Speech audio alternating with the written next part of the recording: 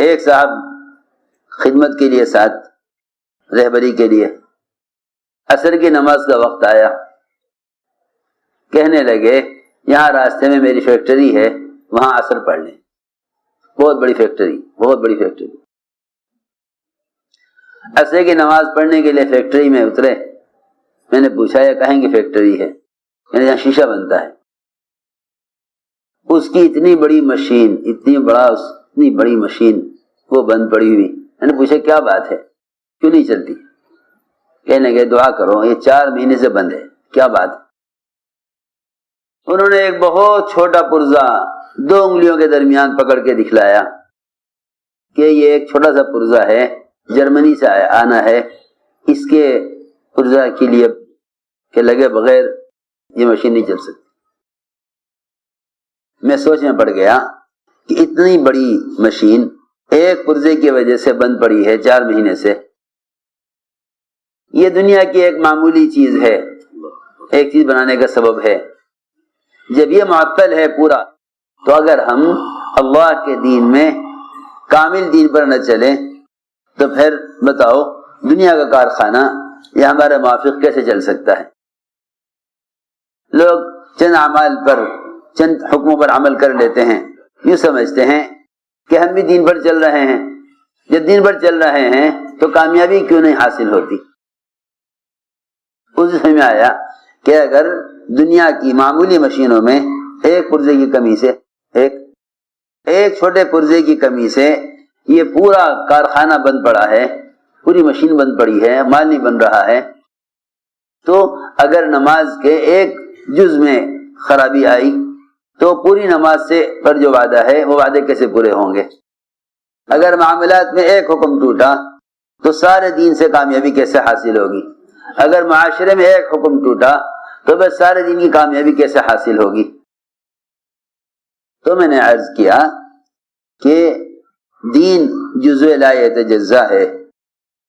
دین ایسا نہیں ہے کہ آپ اتنے دین پر چلیں تو آپ کو اتنی فیصد کامیابی حاصل ہو جائے گی، جبکہ دنیا کا دستور یہ ہے کہ جب آپ پوری اسباب اور تمام اجزاء کسی چیز کے مرتب نہ کریں اور مکمل نہ کریں، اس وقت تک اس چیز سے فائدہ حاصل نہیں ہوتا۔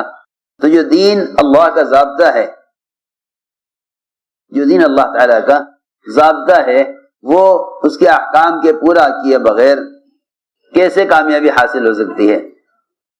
اس لیے میں نے عرض کیا کہ اللہ رب العزت نے وعدہ پورے دین پر کیا ہے کامیابی کا۔ فرمایا قد افلح المؤمنون، ایمان والے ہی کامیاب ہیں، ایمان والے ہی کامیاب ہیں، ایمان والے ہی کامیاب ہیں۔ سوال اس بات کا ہے کہ آیا مسلمانوں کو ایمان والا کہا جاوے یا اطاعت کرنے والوں کو ایمان والا کہا جاوے؟ اس لیے کہ جزوی دین پر تو حالات اور ماحول کے اعتبار سے منافقین بھی چلا کرتے تھے۔ جزوی دین پر حالات اور ماحول کے اعتبار سے منافقین بھی چلتے تھے۔ منافقین ہمیشہ جزوی دین پر چلتے تھے۔ منافقین ہمیشہ، یہ سب سے پہلا ظلم ہے کہ مسلمان اپنی ذات کا استعمال اللہ کے احکام کے خلاف کرے، کیونکہ ظلم کہتے ہیں وضع الشیء فی غیر محلی، وضع الشیء فی غیر محلی، ظلم کہتے ہیں وضع الشیء فی غیر محلی، کسی چیز کو اس کے علاوہ میں استعمال کرنا، یہ ظلم کی تعریف ہے، یہ ظلم کی تعریف ہے۔ انسان کی تخلیق کی بنیاد اللہ کی عبادت ہے، انسان کی تخلیق کی بنیاد اللہ کی عبادت ہے، اللہ کی عبادت انسان کی تخلیق کی بنیاد ہے، اللہ کی عبادت انسان کی تخلیق کی بنیاد ہے۔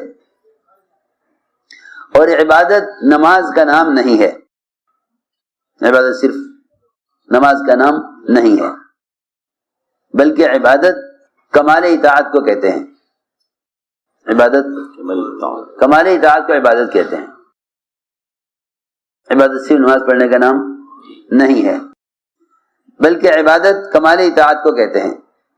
امام غزالی رحمۃ اللہ علیہ نے عبادت کی تعریف میں 10 چیزیں گنوائی ہیں۔ امام غزالی رحمۃ اللہ علیہ نے عبادت کی تعریف میں 10 چیزیں گنوائی ہیں۔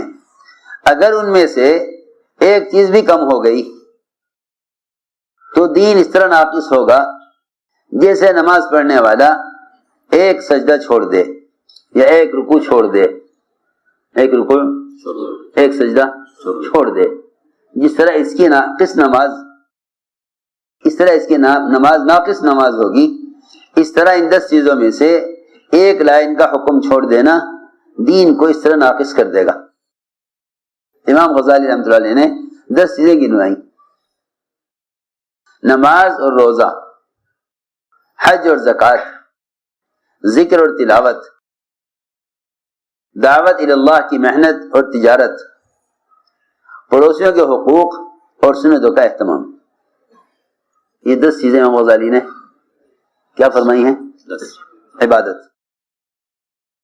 یہ 10 چیزیں امام غزالی نے عبادت فرمائی: نماز اور روزہ، حج اور زکوٰۃ، ذکر اور تلاوت، دعوت اللہ کی محنت اور تجارت، اور پڑوسیوں کے حقوق اور ہر ضرورت، ہر کام، ہر حاجت میں اتباع سنت۔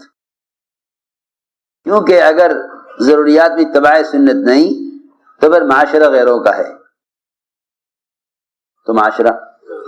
کا ہے، اس زمانے میں مسلمان کو اس بات سے اطمینان ہے کہ میں فرائض پر عمل کر رہا ہوں، باقی معاملات، اخلاق و معاشرے میں یہ آزاد ہے،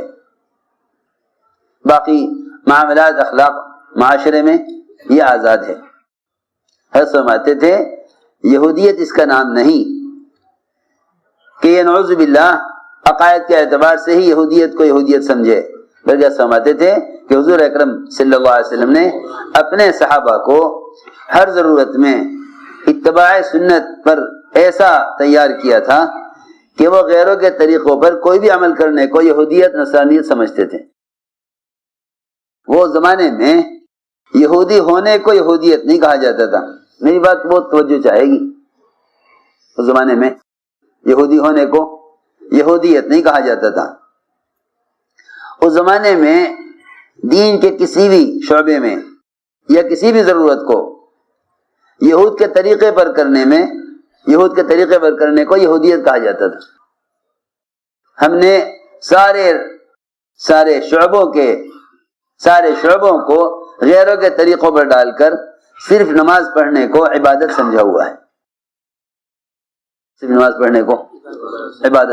ہے، شادیوں میں، کمانے خرچ کرنے میں، شکل اور لباس میں، ضروریات زندگی میں،